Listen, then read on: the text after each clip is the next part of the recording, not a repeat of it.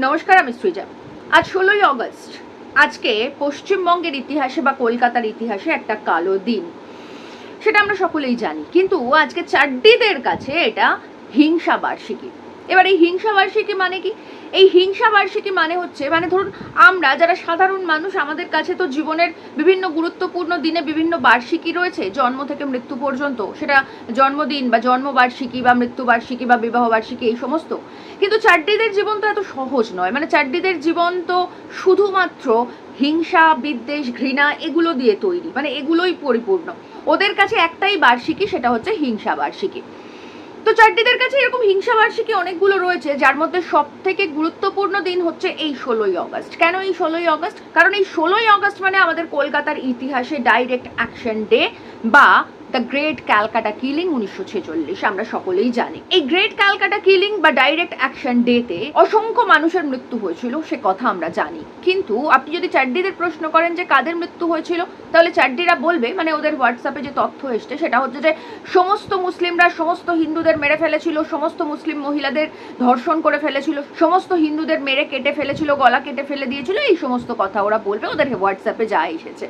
কিন্তু আসল তথ্য কি সেটাই? সত্যি সত্যি কি সমস্ত মুসলিমরা সমস্ত হিন্দুদের মেরে কেটে ফেলেছিল? সমস্ত মুসলিমরা সমস্ত হিন্দু মহিলাদের ধর্ষণ করেছিল? না, বিষয়টা সেরকম এতটা সোজা ইতিহাস নয়। তার কারণ হচ্ছে দ্য গ্রেট ক্যালকাটা কিলিং এ হিন্দু মুসলিম উভয় ধর্মের মানুষের হত্যা করা হয়েছিল, উভয় ধর্মের মানুষের প্রাণ গিয়েছিল, উভয় ধর্মের মহিলাদের ধর্ষণ হয়েছিল। এবং তার থেকেও যেটা গুরুত্বপূর্ণ তথ্য, সেটা হচ্ছে এই যে 16ই অগস্ট, যেদিন এই দ্য গ্রেট ক্যালকাটা কিলিং শুরু হয়েছিল, তারপরের 3 দিন 72 ঘন্টা চলেছিল, হয়তো এক সপ্তাহ ধরে, কিন্তু প্রথম 3 দিন ছিল সব থেকে ভয়াবহ।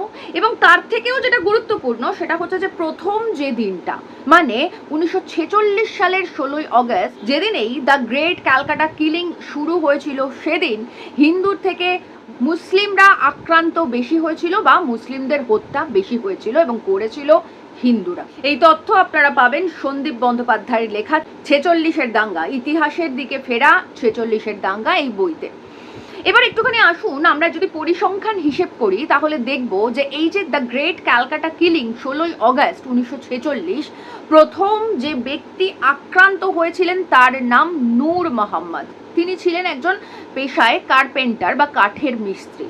অর্থাৎ যদি সমস্ত মুসলিমরা শুধু হিন্দুদের মারে, তাহলে প্রথম যে আক্রান্ত ব্যক্তি দ্য গ্রেট ক্যালকাটা কিলিং এ, তার নাম নূর মোহাম্মদ হতো না, তাই না?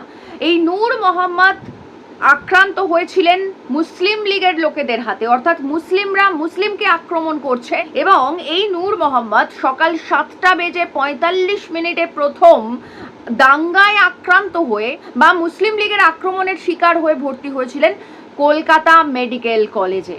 এর পরের যে তথ্যটা বা পরিসংখ্যানটা আপনাদের দেব, সেখানেও দেখা যাবে যে প্রথম দিন সকাল 12টা পর্যন্ত বা বেলা 12টা পর্যন্ত সব থেকে বেশি আক্রান্ত হয়েছিল মুসলিমরা। সেই তথ্যটা বা সেই পরিসংখ্যানটা আসুন একটু দেখি। মেডিকেল কলেজে ভর্তির সংখ্যা 435, হিন্দু 176, মুসলমান 207 জন এবং অন্যান্য 52। ক্যাম্পবেল, যেটাকে এখন আমরা এনআরএস বলি, ব্রিটিশ আমলে এটার নাম ছিল ক্যাম্পবেল। তো সেখানে ভর্তির সংখ্যা ছিল 132, তার মধ্যে হিন্দু 67, মুসলমান 65, অন্যান্য কেউ নেই। তারপর যে হাসপাতালটার কথা বলবো সেটা কারমাইকেল বা এখনকার আরজি কর, ব্রিটিশ আমলে এটার নাম ছিল কারমাইকেল।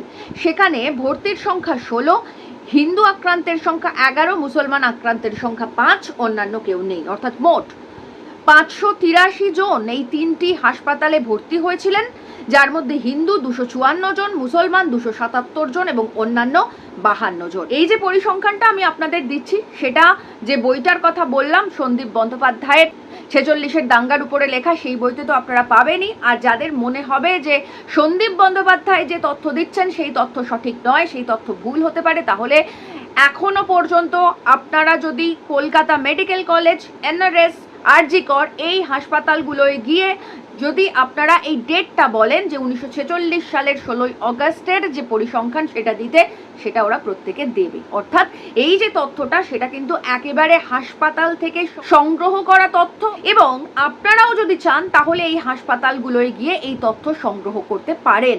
অর্থাৎ এই তথ্যটা যে একেবারে সঠিক, এই তথ্যের মধ্যে যে কোনো ভুল নেই, সেটা একেবারে প্রমাণিত। কারণ এখনো পর্যন্ত আপনারা যদি যান হাসপাতাল আপনাদেরকে সেই তথ্য জানাতে বাধ্য। এবার এই যে পরিসংখ্যানটা দিলাম, যেখানে দেখা যাচ্ছে যে মুসলিম আক্রান্তের সংখ্যা বেশি, এর বাইরে কিন্তু আর কোনো পরিসংখ্যান থাকতে পারে না। কারণ ব্রিটিশ আমলে সেই সময় বেসরকারি কোনো হাসপাতাল ছিল না, শুধুমাত্র সরকারি এই মেডিকেল কলেজ, এনআরএস এবং আরজি কর ছিল। এবং সেই 3টে হাসপাতালে ভর্তির সংখ্যা বা আহতের সংখ্যা, পরবর্তীতে যাদের মৃত্যু হয়েছিল তাদের বেশিরভাগটাই প্রথম দিনের বেলা 12টা পর্যন্ত মুসলিমদের সংখ্যা বেশি। অর্থাৎ এই যে তথ্যটা, যে ডাইরেক্ট অ্যাকশন ডে, সেই দিন সমস্ত মুসলিমরা মিলে হিন্দুদের উপরে আক্রমণ করেছিল, হিন্দুদেরকে গলা কেটে খুন করেছিল, হিন্দু মহিলাদের ধর্ষণ করেছিল, এটা যে বলা হচ্ছে। এবং তার থেকেও গুরুত্বপূর্ণ, সাম্প্রতিককালে আমাদের মুখ্যমন্ত্রী শুভেন্দু অধিকারী তিনি বলেছেন যে 10,000 হিন্দু নাকি আক্রান্ত হয়েছিল প্রথম দিনে। এই তথ্য উনি কোথা থেকে পেয়েছেন সেটা অবশ্যই আমাদেরকে ওনার জানানো দরকার, কারণ আমি আমার এই তথ্য সম্পূর্ণভাবে হাসপাতাল থেকে জোগাড় করেছি। তাই শুভেন্দু অধিকারী এই 10,000-এর তথ্য কোথা থেকে জোগাড় করেছেন সেটা মুখ্যমন্ত্রী হিসেবে ওনারও মানুষের কাছে জানানো প্রয়োজন রয়েছে। এবার এই ডাইরেক্ট অ্যাকশন ডে কি, এটা খায় না মাথায় দেয়, এটা তো চাড্ডিরা জানে না। চাড্ডিরা দুটো জিনিস জানে এই ডাইরেক্ট অ্যাকশন ডে সম্পর্কে। এক, সমস্ত মুসলিমরা মিলে সমস্ত হিন্দুদের মেরে ফেলেছিল, সমস্ত হিন্দু মহিলাদের ধর্ষণ করে ফেলেছিল। আর দুই, এই ডাইরেক্ট অ্যাকশন ডে, এই দাঙ্গাটাকে সমর্থন করেছিল বামপন্থীরা। আসল তথ্য কি? আসলে এই ডাইরেক্ট অ্যাকশন ডে কি? আসলে এই ডাইরেক্ট অ্যাকশন ডে ছিল মুসলিম লীগের ডাকা একটা সাধারণ ধর্মঘট। যে ধর্মঘটটা ওরা ডেকেছিল ওদের নিজেদের ধর্মের ভিত্তিতে বা জাতিসত্তার ভিত্তিতে একটা পৃথক রাষ্ট্র গঠনের দাবিতে।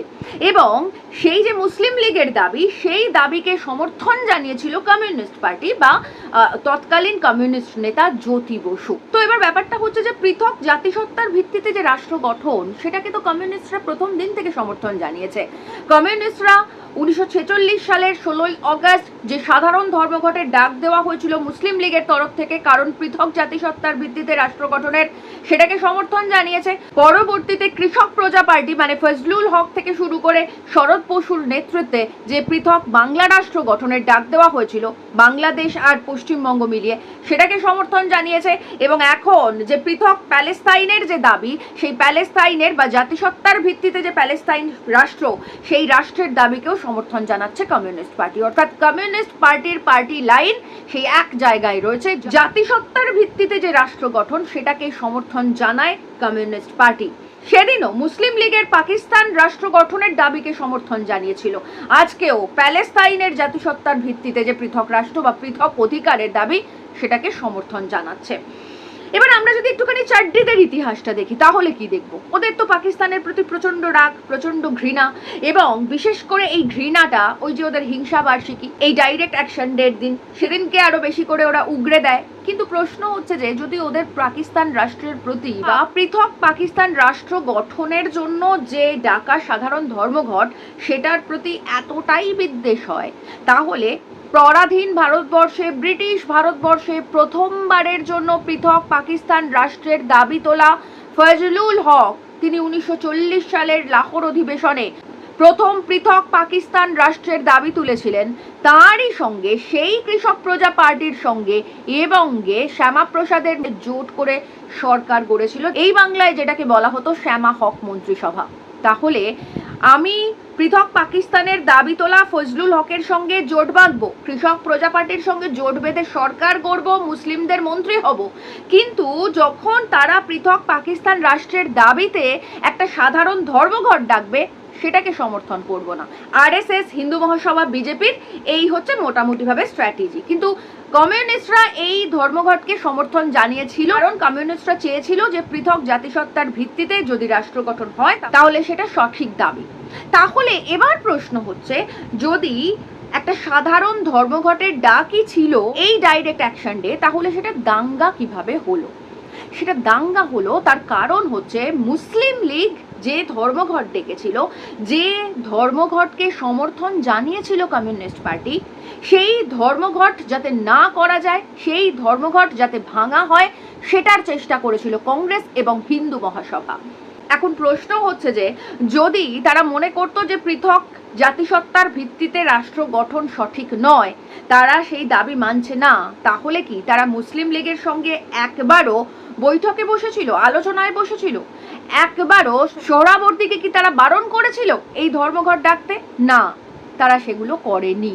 তারা কিন্তু ভিতরে ভিতরে, মানে কংগ্রেস আর হিন্দু মহাসভা ভিতরে ভিতরে প্রস্তুতি নিচ্ছিল এই ডাইরেক্ট অ্যাকশন ডে কে দাঙ্গায় পরিণত করা। মুসলিম লীগ ধর্মঘট চেয়েছিল, কমিউনিস্ট পার্টি সেটাকে সমর্থন করেছিল। সেই ধর্মঘট যদি সাধারণ ধর্মঘটই হতো তাহলে তো এই দাঙ্গাটাই হতো না, কিন্তু এই ধর্মঘটকে ভাঙতে চেয়েছিল কংগ্রেস এবং হিন্দু মহাসভা।